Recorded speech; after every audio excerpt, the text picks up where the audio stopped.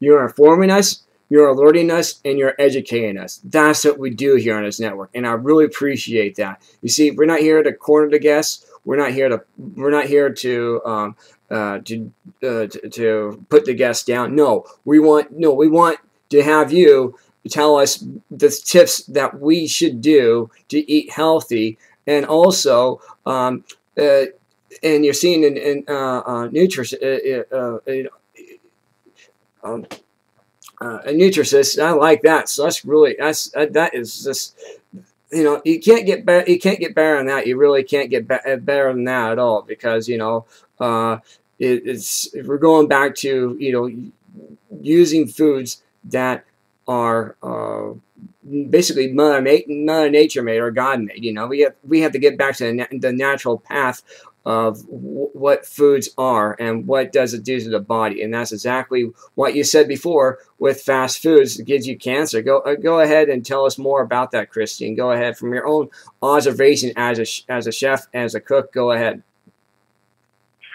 Yeah, I think you're right. I'm not really here to tell people how to live their lives or what to put in their bodies, Right. because God knows that once in a while, if I'm in a crunch or on a road trip, I still do eat fast food, and there's a lot of things that I probably still put in my body that I necessarily shouldn't, but I really am a true believer in everything in moderation.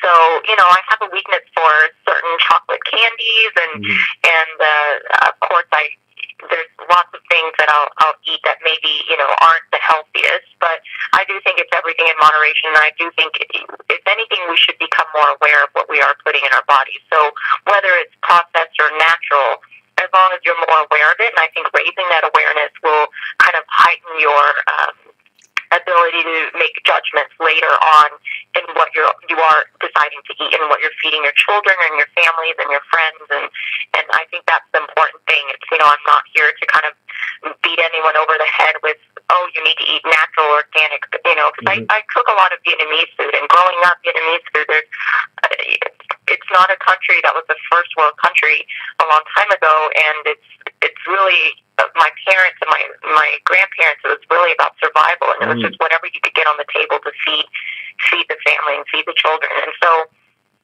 there wasn't really a lot of knowledge back then either.